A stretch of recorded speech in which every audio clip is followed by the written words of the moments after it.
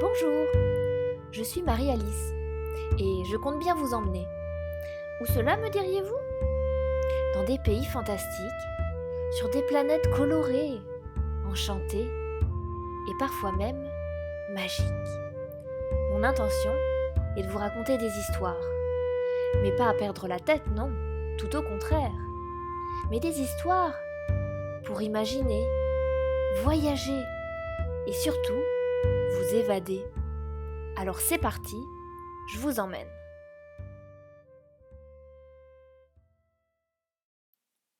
Savez-vous où reposent les jambes de l'arc-en-ciel?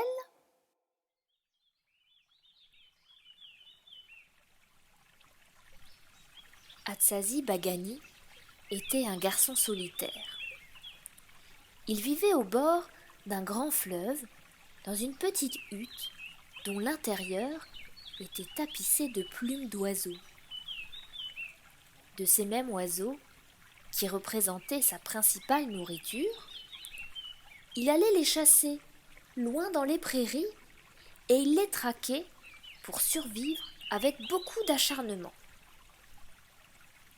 Comme il passait le plus clair de son temps avec les oiseaux, il apprit leur langage d'une manière si parfaite qu'il pénétrait les intentions d'un aigle, d'une alouette de prairie, au seul son de leurs cris.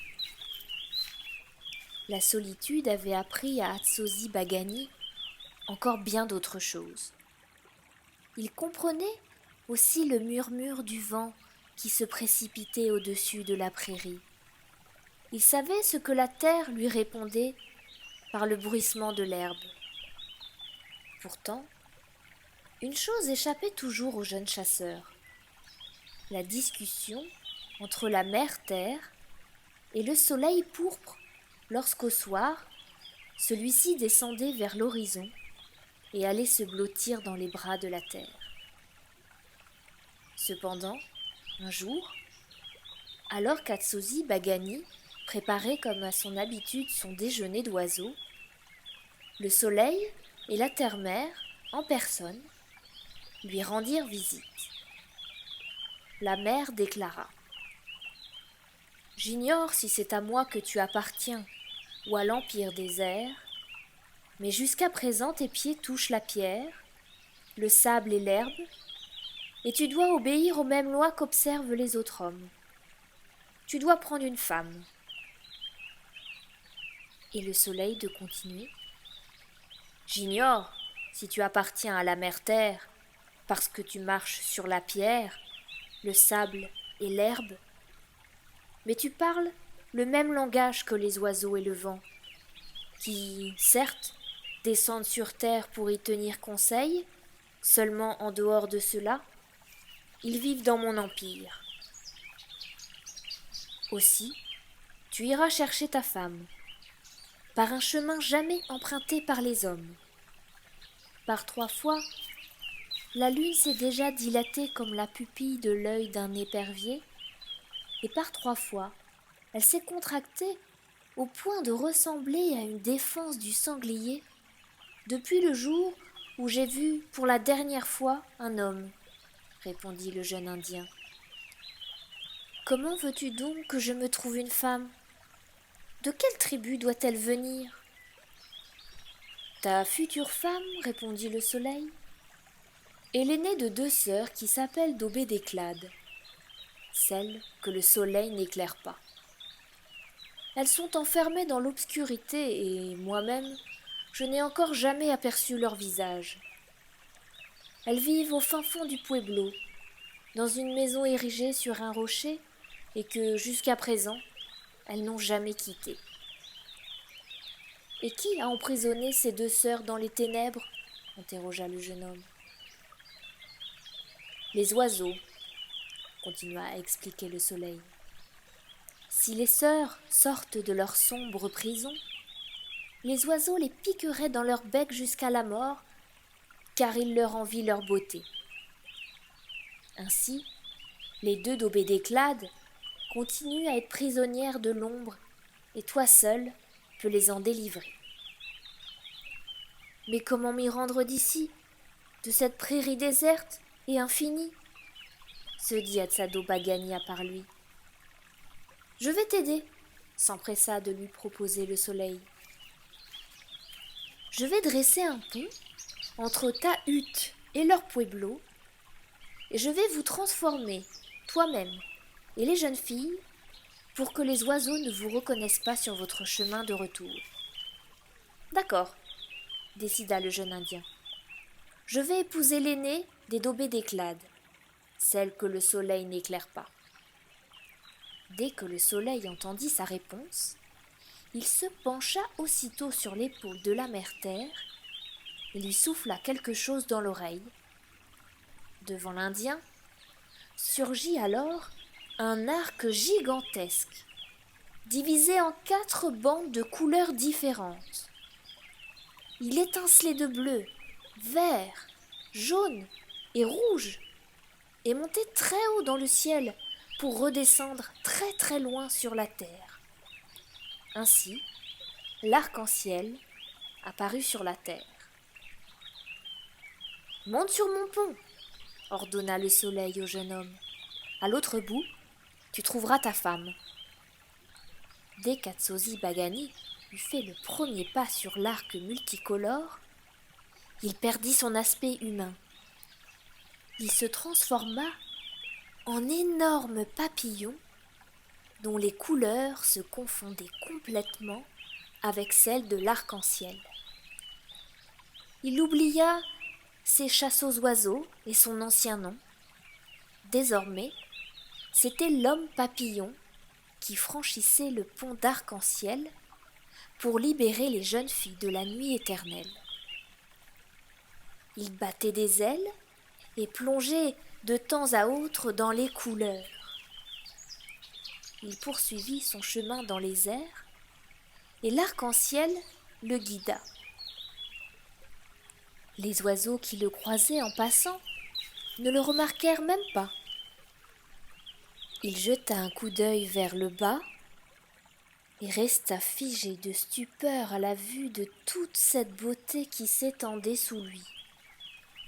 Tout là-bas serpentaient des vallées bordées d'innombrables roches.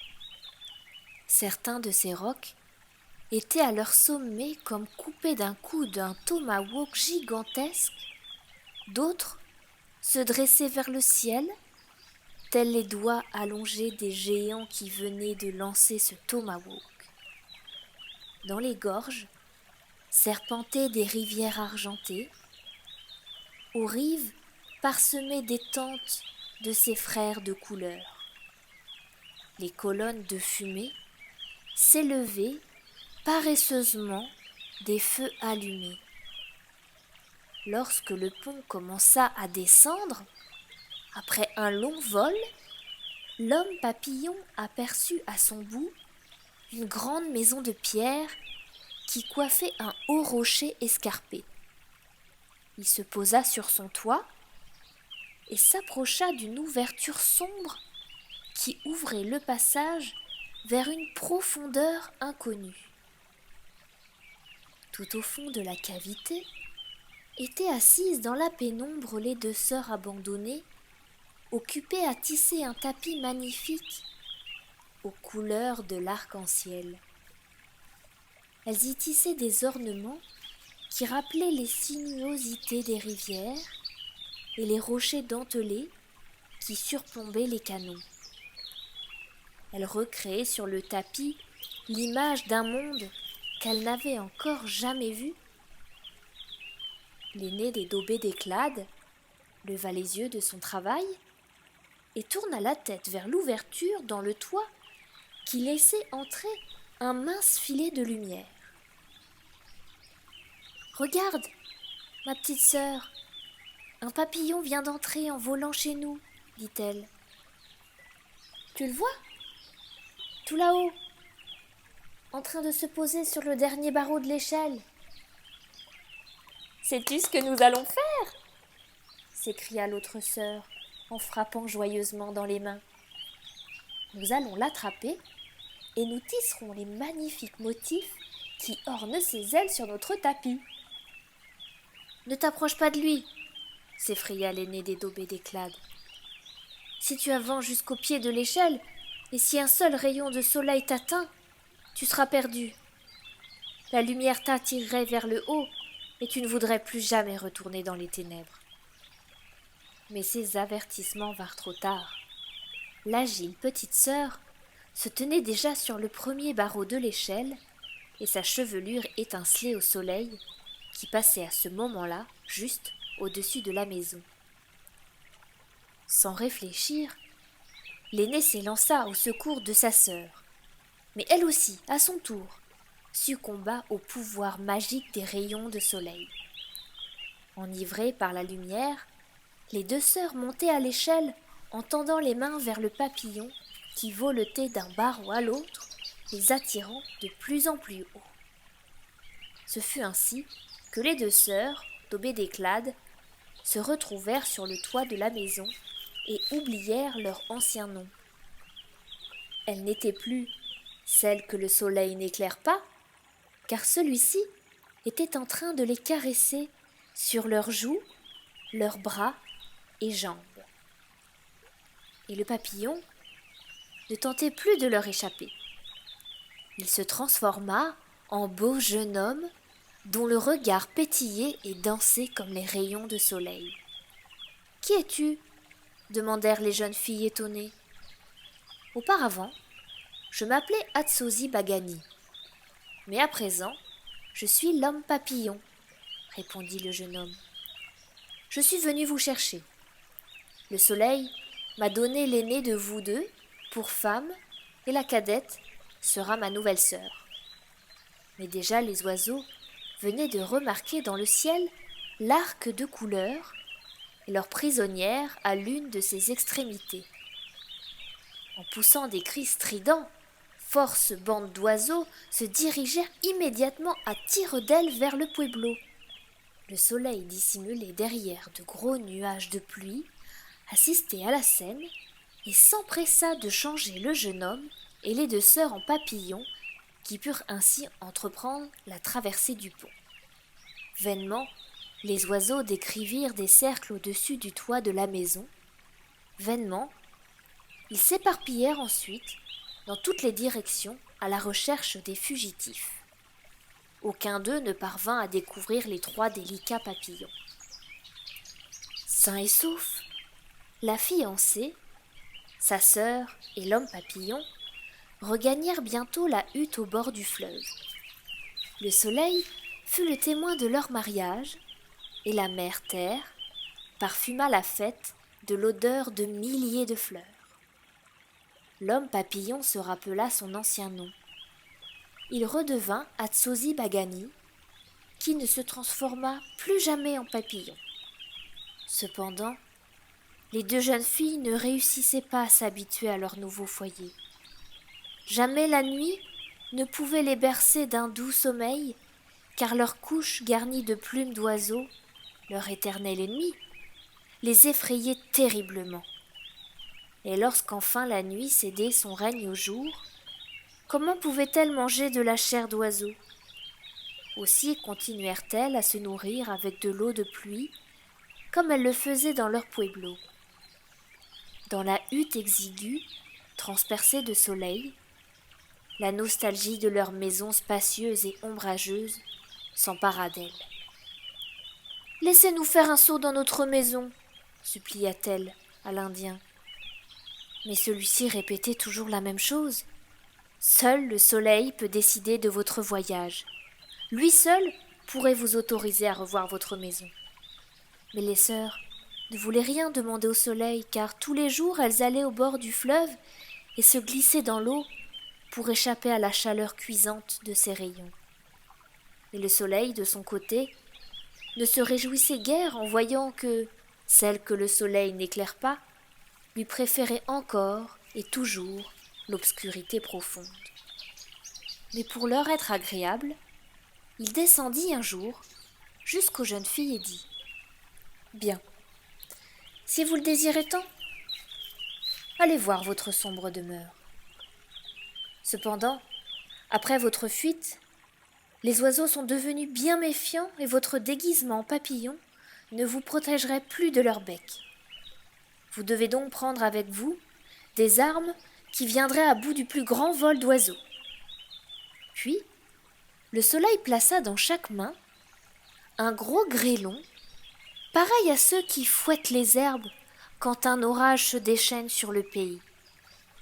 Il transforma les jeunes filles en papillons, et celles-ci, sous leur nouvelle apparence, s'engagèrent sur le pont qui s'étendit à nouveau à travers le ciel. Vraiment, cette fois-ci les oiseaux se tenaient sur leur garde et n'attendaient que cette occasion. Dès que le pont d'arc-en-ciel était apparu dans le ciel, ils savaient à quoi s'en tenir. Comme s'ils obéissaient à un ordre, ils s'élevèrent dans les airs et leurs cris retentirent à travers tout le ciel. « Nous sommes en danger !» dit la sœur aînée. « Je vais lancer le premier grêlon sur les oiseaux. » Dans sa chute, le grêlon se transforma aussitôt en gros nuage noir qui retint les oiseaux tout près du sol en les empêchant de voler trop haut. Alors les jeunes filles se mirent à battre encore plus vigoureusement de leurs ailes de papillon pour échapper à leurs persécuteurs. Mais au bout d'un moment, les revoilà sur les talons des deux sœurs. « Oh, ils nous rattrapent de nouveau !» dit tout inquiète la cadette. « Je vais jeter sur eux le deuxième grêlon. » Et dans son vol, le grêlon se changea immédiatement en pluie diluvienne, qui fouettait les ailes des oiseaux et les repoussait vers la terre. Les deux papillons, fuyant, se mirent d'autant plus rapidement à voler dans l'arc-en-ciel. Et bientôt, les oiseaux réussirent à se frayer le chemin à travers les grosses gouttes et leurs cris victorieux retentirent à nouveau dans l'immensité du ciel. « Je dois jeter le troisième grêlon !» s'écria l'aîné d'Obédéclade. À peine le grêlon quitta-t-il la paume de la jeune fille qu'il éclata en milliers de petits grêlons qui frappèrent les oiseaux encore plus fort que la pluie, si violemment même qu'ils furent obligés d'interrompre leur attaque. Mais après quelques instants, la grêle s'épuisa et les oiseaux reprirent leur élan à la poursuite de leur proie. Au loin, on voyait déjà l'arc-en-ciel s'incliner vers le pueblo. Mais comme les oiseaux se sentent très à l'aise dans l'air, leurs ailes battaient bien plus rapidement que celles des papillons. « Il ne nous reste que le quatrième et dernier grêlon, » constata la cadette. « Si celui-là n'écarte pas la menace, nous allons payer cher notre visite. » Elle jeta le dernier grêlon vers le bas, et celui-ci éclata en laissant échapper un éclair éblouissant. Il fut suivi d'autres éclairs, et le ciel ne fut bientôt qu'un seul feu. Puis, le tonnerre se fit entendre, et il gronda si fort que les oiseaux prirent peur, et se retirèrent précipitamment sous des rochers en surplomb ou dans les feuillages des arbres. Mais entre-temps, les deux baudets d'Éclade se posèrent en toute sécurité sur le toit de leur maison, et à l'aide de l'échelle, elles descendirent dans la profonde obscurité où les oiseaux ne pouvaient plus les atteindre. Le pont d'arc-en-ciel avait disparu, et le soleil entr'ouvrit le voile des gros nuages pour s'assurer que les deux sœurs étaient en sécurité. Mais l'aînée des d'Obédéclade ne pouvait rester dans le pueblo éternellement. Dès qu'elle eut terminé de tisser un tapis, elle dut retourner auprès de son mari, et la cadette la raccompagna, car elle n'avait nullement envie de rester toute seule dans les ténèbres. Le soleil dressa à nouveau le pont, munit les jeunes filles de 4 grêlons miraculeux, et tout se répéta comme à l'aller. Et pas pour la dernière fois. À chaque fois que la nostalgie de leur ancienne maison s'empare des jeunes filles, elles se rendent chez elles, et au bout de quelque temps, elles retournent chez l'Indien. Ainsi, après chaque orage, un grand pont d'arc-en-ciel se dresse entre le pueblo des jeunes filles et la hutte du jeune chasseur Atsosi Bagani, réconciliant ainsi l'empire des ténèbres avec la clarté du soleil.